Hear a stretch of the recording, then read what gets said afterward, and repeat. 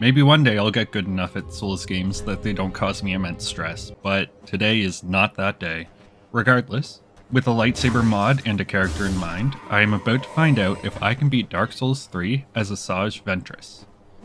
Ventress is a complex character that Star Wars seems to finally be investing in a bit more. She is so different from any other character, and I've been waiting for a chance to play as her. The most essential aspect of this run is the lightsabers. I could only find one mod for DS3 that added lightsabers, and essentially what it does is it reskins pre-existing weapons with different lightsaber colors and sounds. Immediately there was an issue. None of the weapons you start with are red, and the earliest one you can get is Henri's straight sword. A second problem is that wielding two of the same sword in DS3 does not power stance the weapon. The only way to do that is with twinned weapons, at least from what I can tell. The only red twinned weapons are the Onikiri and Ubidachi, which you can't get until the end of the base game. So, for this run to happen at all, I gave myself the Onikiri and Ubidachi. I was a bit worried about being overpowered in the early game, but with the required 25 dex and 13 strength, it would take a bit to be able to wield them properly anyways. Also, for some strange reason, I assumed that these endgame twin blades would be super powerful, but they are considered B tier, while the starting sellsword twin blades are S tier, so I may have been worried for no reason. I hadn't figured out how to add in weapons until I was past Gundyr, so we will just kinda quickly move on past that, and onto the High Wall of Lothar. I kill all of the innocent praying undead due to financial motivations. I pull a Daenerys and get a dragon to burn a bunch of civilians to death, and carry forward through the High Wall. After opening a shortcut I never used, I made it to Vort of the Boreal Valley.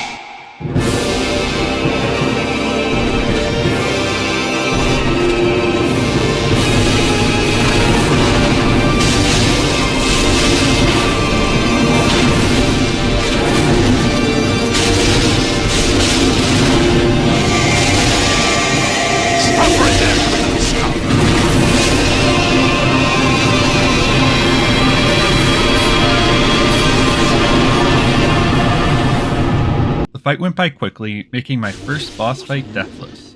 Naturally, since I beat Vort deathless, I felt super powerful, and based on that, I thought, hey, this is too easy. Let's go fight one of the most difficult bosses of the base game, because I am just crushing this game. After committing unspeakable acts of violence on an old lady who just wanted to be my friend, Ventress came face to face with what looked like a female General Grievous.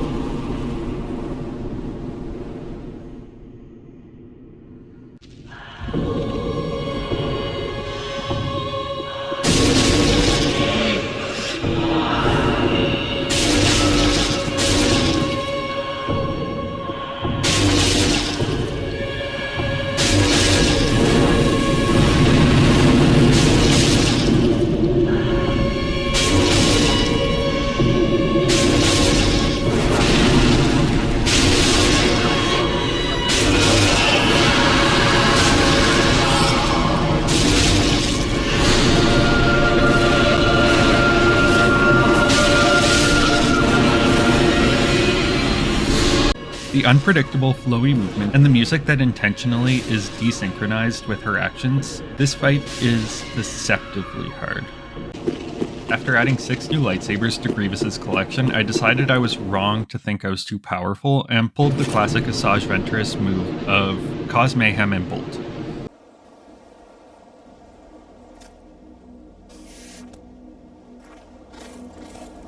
Oh my goodness! Help! Help! I'm being attacked!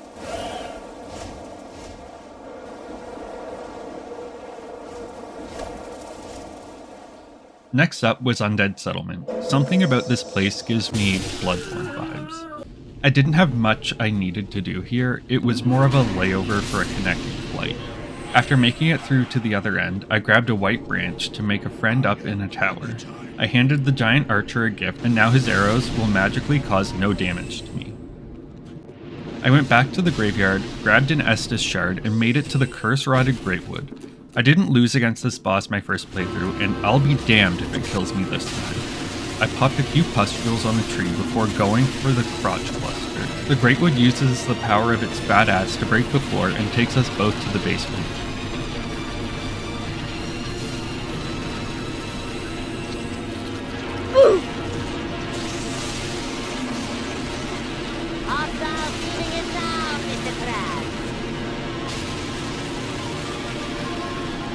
In no time I had popped most of the easily accessed pustules and chopped up the freaky arm coming out of its crotch to win the fight.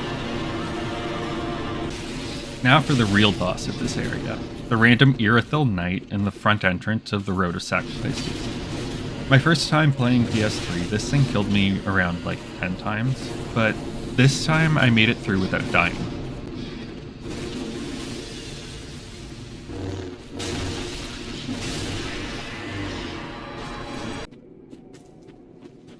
If you were to ask me why I did things in the order I did, I don't think I would have a satisfying answer, but I ran through the Road of Sacrifices, lured the two NPCs into the hole at the cost of my own life, and went straight to Farron Keep.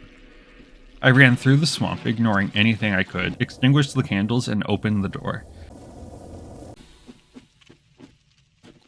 After getting the bonfire in the Farron Keep perimeter, my squirrel brain took over again, and I returned to the Road of Sacrifice. I ran through and encountered a rogue Nightsister.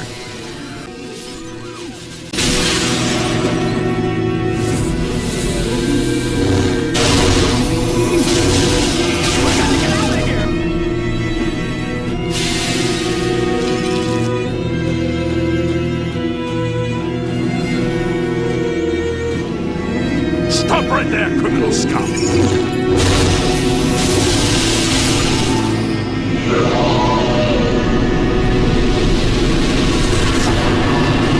After a depressing 2 deaths, I put an end to the Sage, and was ready to move on to the Cathedral of the Deep.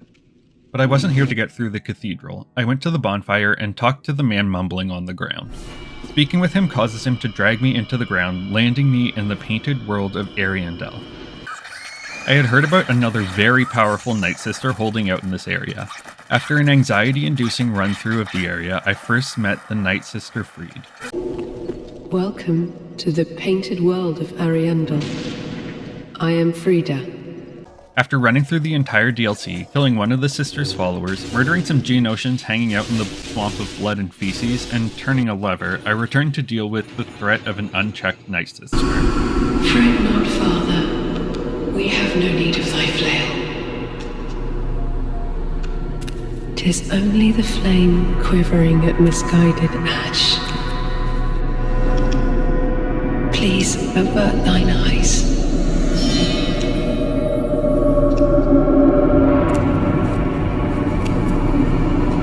I would snuff out these ashes for good. I love the thought of Sister Freed. Her fight is insane, but she's just so cool. Whenever I play Revenant in Night Rain, I only wear the Sister Freed skin, and the second I find this scythe, it is getting equipped. But, as you may expect from someone who couldn't beat the dancer, Sister Freed beat my ass.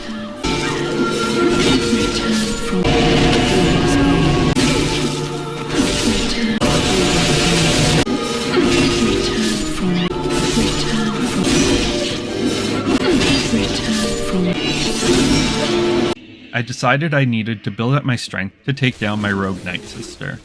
For now, I made my retreat and returned to the Cathedral of the Deep. I have nothing against the Cathedral.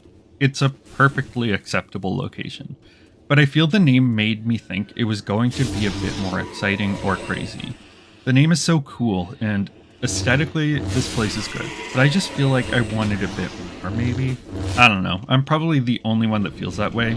Anyways, I ran through the rooftops to enter the main cathedral. Once I made it inside, I did what I've done in every other location and just ran straight through, paying minimal attention to the enemies around me. My excuse is that Ventress is an assassin. Her job is to take out specific targets, so taking other things out is just a distraction from the task at hand.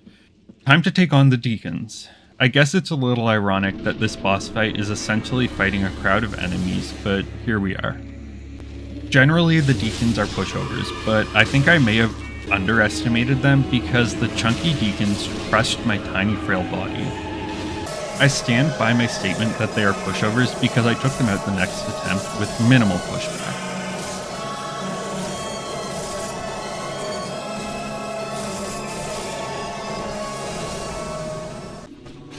Were all of these guys heirs of fire, or was it just the special one that appears halfway through? Honestly, I have no clue what an heir to fire even means, so I should probably watch some lore videos at some point. Anyways, on to the Abyss Watchers. I don't know who they would be in relation to the Star Wars universe, but I'm sure they fit somewhere.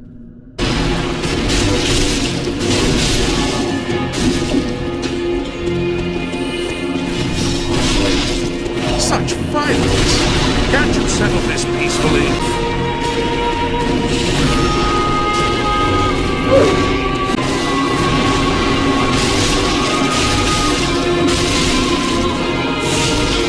By the Nine Divines! Assault! Assault!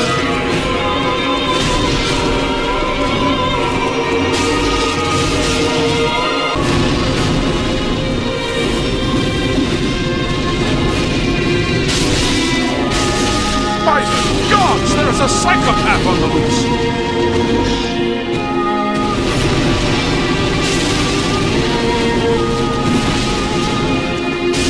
Help! Murder!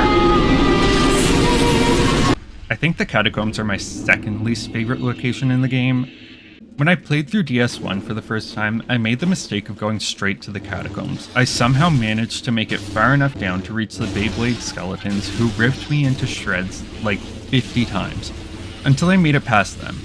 I defeated the pinwheel on my first attempt, but that really wasn't positive when I learned that the Tomb of Giants was what followed. After falling to my death, I was back at the roly-poly boys. When I got past them, I encountered Patches, and I don't know why, but I decided, yeah, I was a damn Claire. Well, that answer makes Patches hostile, and every time I got past the skeletal wheels, Patches would disembowel me the second I went down that ramp. So, that's why I hate Catacombs, and I feel that story was far more interesting than anything I could have talked about relating to my time in the Catacombs of Carthus.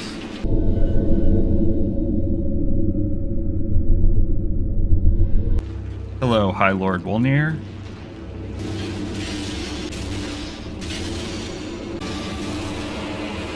Goodbye, High Lord Wolnir. Back to Mrs. Grievous I go. Why? Because doing things in order is not something my brain comprehends.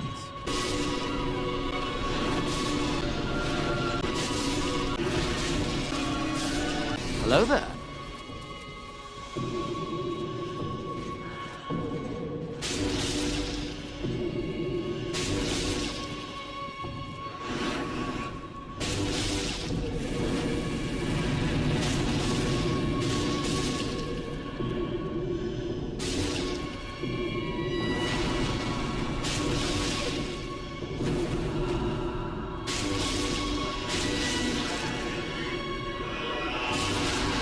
Fun begins.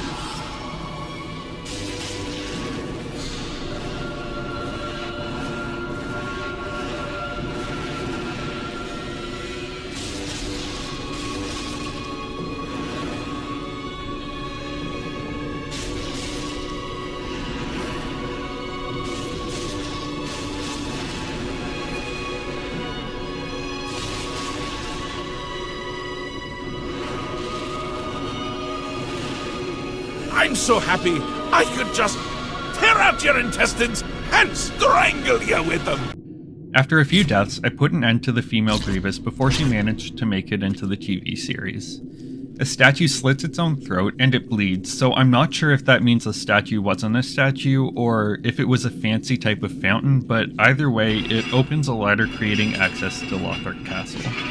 Actually continuing into the area I opened for once, I headed up Lothar's castle. In my first playthrough, I used a bow to take out the dragons watching over the bridge, so I had never figured out the way you are intended to go. After burning up like Anakin for thinking I could go across the bridge as long as I believed in myself, I had to figure out how to get around. Jumping down from the side of the bridge, I managed to get around the dragons and only needed to walk through an amount of fire that would be deemed safe by my workplace's health and safety standards. I killed a creepy goop creature living within the dragon's toe beams, which subsequently kills both of the dragons for some reason. I unlocked the shortcut using the slowest elevator in existence, but I can't be too mad because a world without electricity still manages to make mostly functional elevators. It was time to take on the Dragon Slayer armor.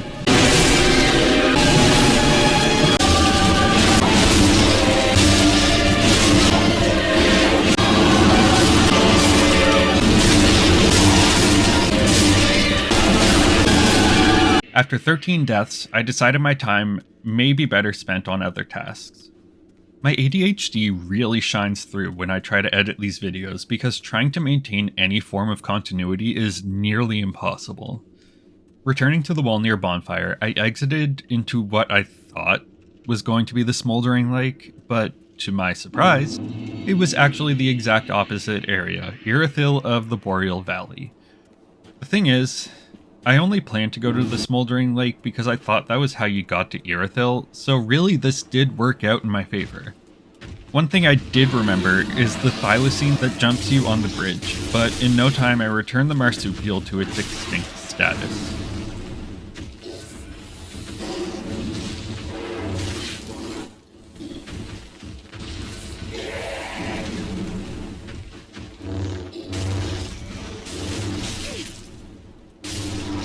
During my first playthrough, the knights in this area decimated me repeatedly, to the point that I had to quit for a while. What I discovered is that if I don't play like a wimp, I can just beat the shit out of them without worrying about dodging their attacks. I think I actually blacked out for the first half of the game when I first played because I was super unsure how I was meant to get through this area. Eventually, I remembered you have to go through the sewer filled with poop-loving centipede ladies that I just ran past because I felt no desire to match their freak. Entering the next room, I remembered that a trap was set that I would not be tricked by again. I crept up the stairs, took out the archers, and the other night, I carried on through Irithyll and made it to the Jedi named Pontiff Sullivan. Hi, how are you?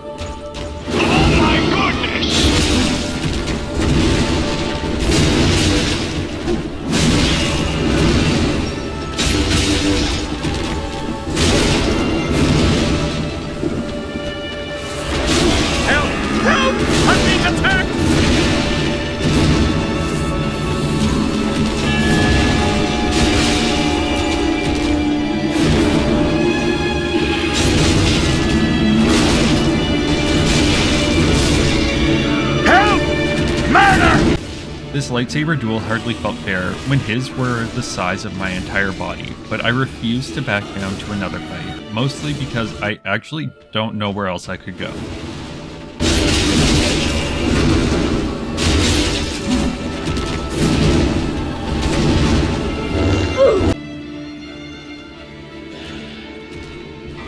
Stop! I gotta get out of here!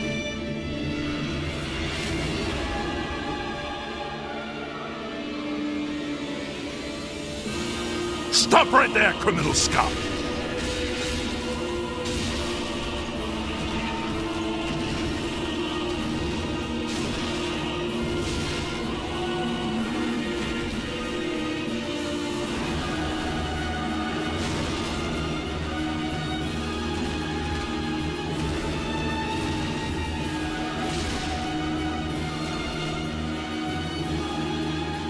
How many times do we have to teach you this lesson, old man?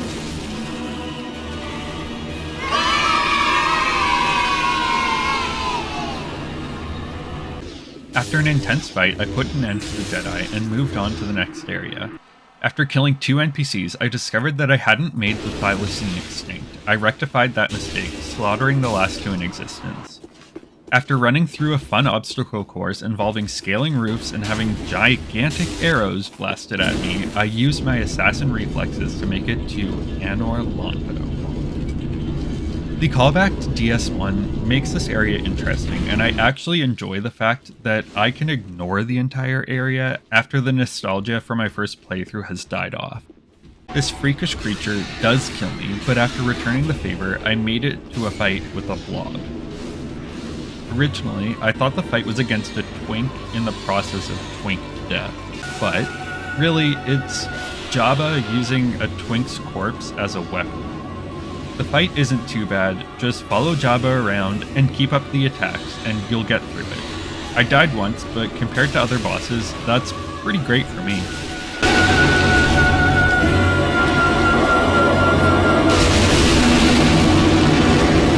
Huh?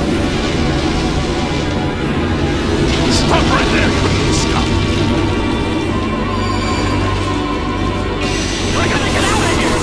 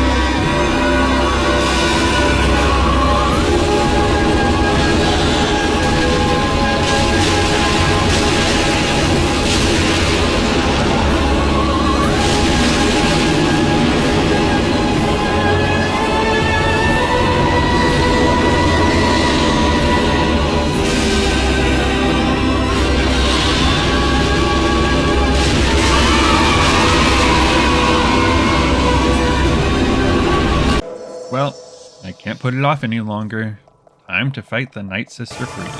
For the fight with my sister, I summoned Slave Knight Gale, who, for the purposes of this run, I am considering Count Dooku. This will make a storyline essential to the rest of the run, and is totally not because I didn't think I could handle Creed solo. Hello there.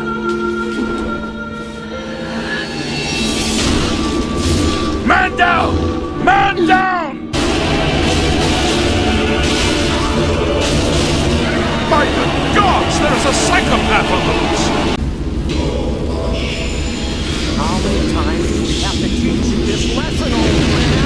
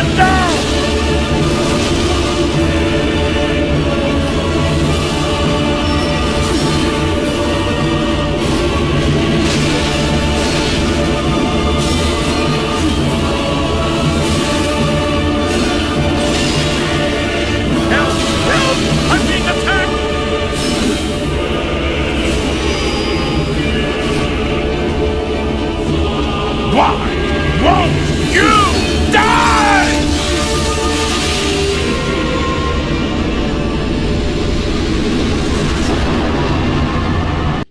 After another 23 attempts, the Nightsister was no more, and I could enter Phase 2 of the run.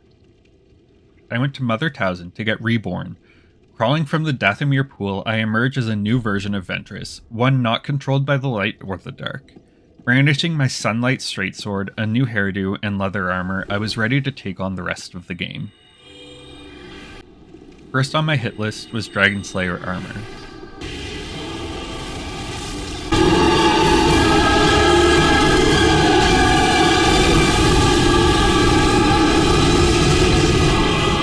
Try me, bitch.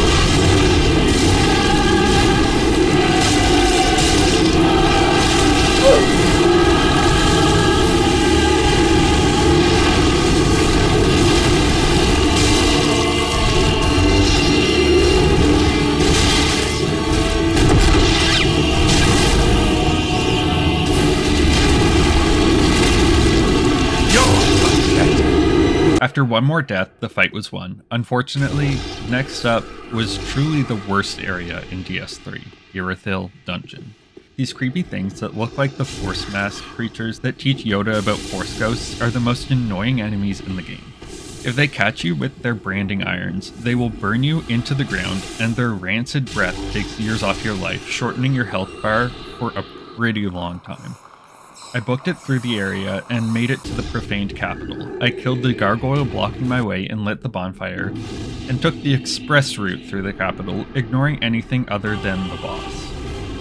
Last time I fought Yorm, I had Sieg and the sword that both make the fight a joke. Even though I had only done this fight one other time and the damage I did was about as low as I expected, I did this fight in only one try, but it was uncomfortably close towards the end of the 10-minute fight. With Yorm dead, all of the Lords of Cinder blocking the Duke's Archive were defeated. I ate the souls of the bosses I had defeated because they won't be needing them and I won't have any use for them. Entering the Duke's Archive, I was sitting at a comfortable level 76. I have a love-hate relationship with this area. The sounds the Crystal Sage makes give me inexplicable anxiety, and the cursed ghost fingies are not great if you have to loot the area. But it is aesthetically pretty cool, and running through it wasn't nearly as bad as the first time I had to go through. I was afraid of the three-way NPC fight at the end, but I remembered I can just run right past them. I lit the bonfire, ran to the top, and opened a shortcut which made the previous bonfire obsolete. Time for one of my favorite boss fights. I was up against Maul and his freak worm friend from the garbage planet he landed in after using extreme measures to lose some weight. I don't know why that's who I decided this fight was against, but I encourage you to let me know if you have a better comparison. I'm sure there are plenty.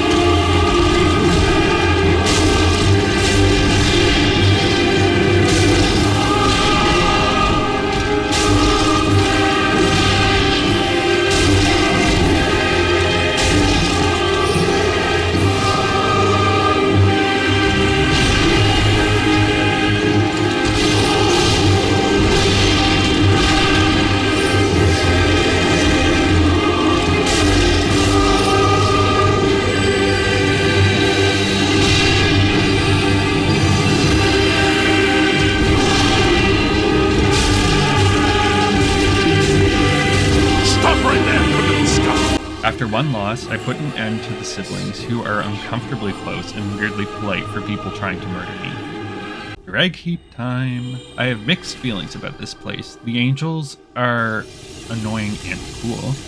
The no fall damage mechanic is unique. It's a callback to Dark Souls 2, but is self-aware enough to realize that most people don't want to call back to Dark Souls 2, so it barely resembles the original location. And it has extremely intimidating enemies and Zoe the Pyromancer who whoops my ass without fail every time I encounter her. After the journey through the area, I jumped down to the bonfire and prepared for the demon princes. It was at this point that I realized I had made a mistake. The point of using Dooku in Sister Freed's fight was that I was the last friendly encounter before my alignment shifted.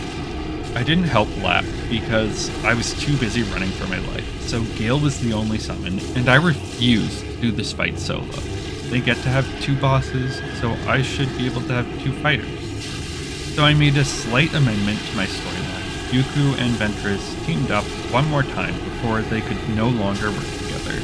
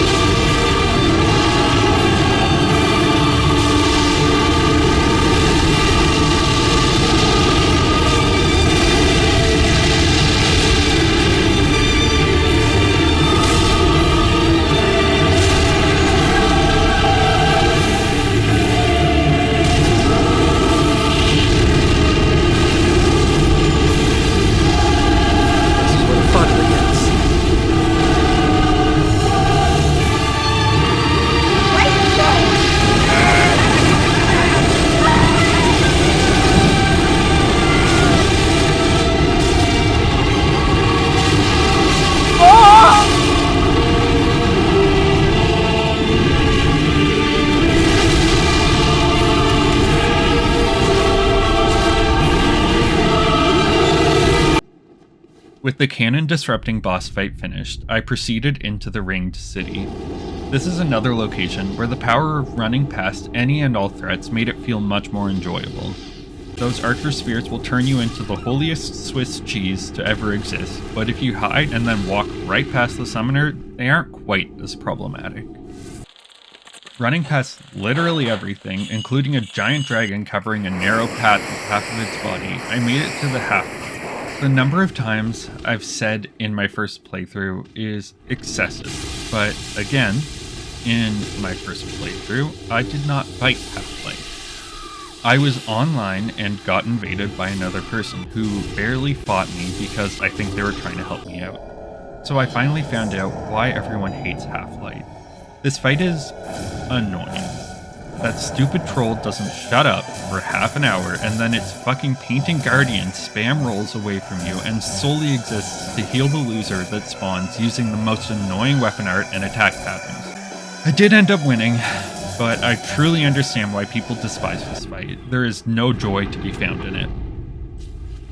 With Half-Light turned into no light, I pressed on, reaching the sleeping lady holding an ostrich egg. Touching the ostrich egg causes the world to implode, and pretty much nothing remains other than a huge pile of ash. But within the ash, the showdown I was anticipating was about to begin. Asajj Ventress versus her old master, Count Dooku.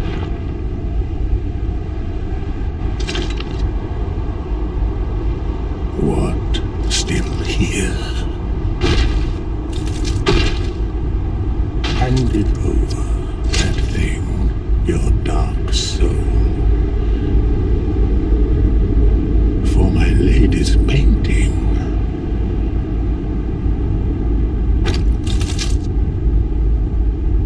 In this alternate reality, Dooku didn't get beheaded by Anakin. He just lived in seclusion for a long time and became a cannibal. I honestly think this could have been a fun approach for the Star Wars series to take, but here we are.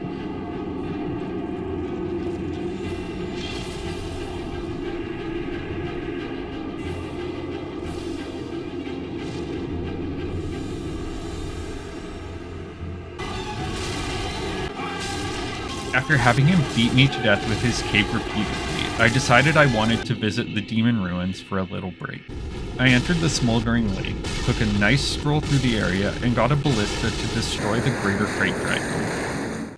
The old Demon King was as much of a pushover as you'd expect for a boss fight intended for way earlier in the game.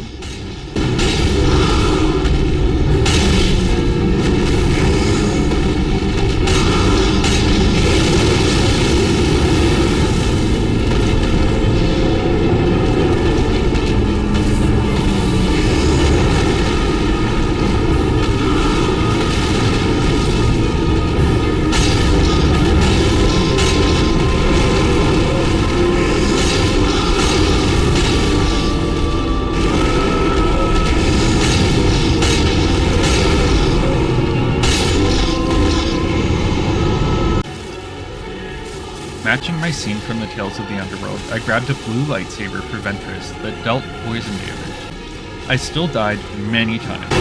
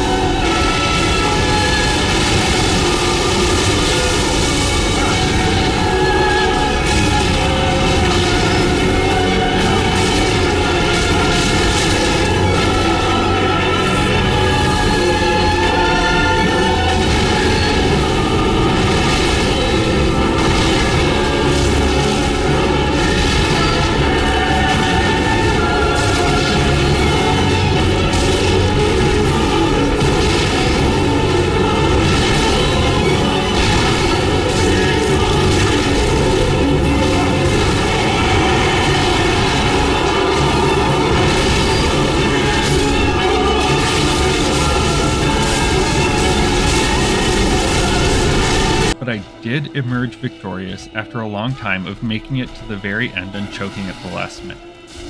Time to finish up the remaining side bosses before finishing out the run. First up was Osiris. This fight was definitely easy at my current level, but it was still pretty fun.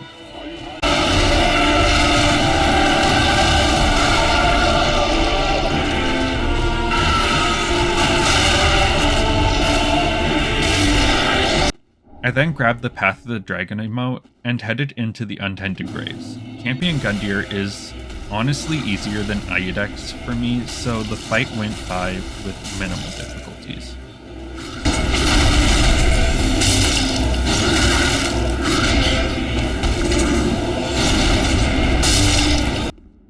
Now for the Archdragon Peak.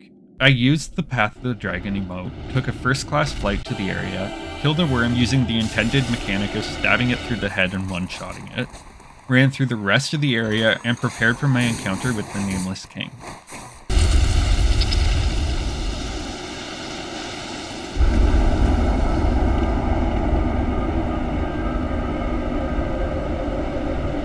The first part of this fight is what makes me not enjoy it as much as I want to. His pigeon is annoying. Evading its fire is frustrating, and I don't understand why a pigeon gets a name but the king doesn't. Thankfully, using a lightning affinity makes for large damage numbers, quickly killing the pigeon. Nameless King, on the other hand, has a significant resistance to lightning, so my approach was to hold a Lightning Rickard's Rapier in one weapon slot and the Sunlight Straight Sword in another. With that loadout and a few more deaths, I managed to take out the Nameless King, eating the last of the side bosses, meaning there was only one thing left to do. After placing the Lords of Cinder on their thrones, Ventress is ready to take on the fight with the final boss of DS3. Time for Asajj Ventress to take on Grand Inquisitor Soul of Cinder.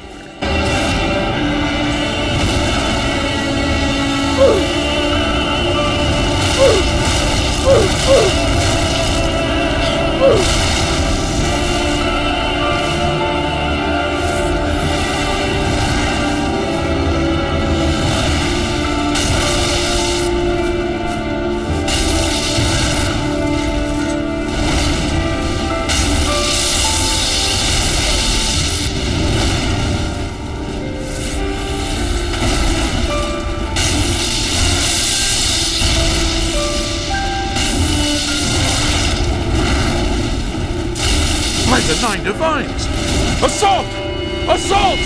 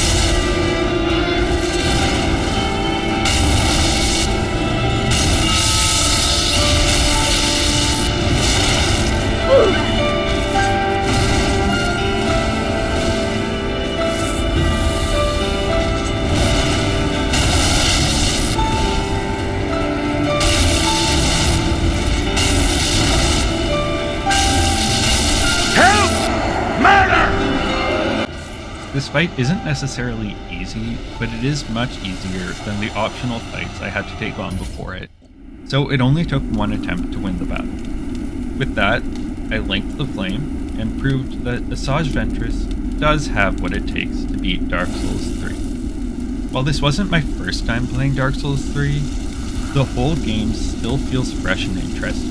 There were multiple bosses I had never beaten solo, and getting to bring a Star Wars character into the mix was just a super enjoyable run. Thank you for watching the video. If you enjoyed, please give it a like and subscribe for future videos. Bye!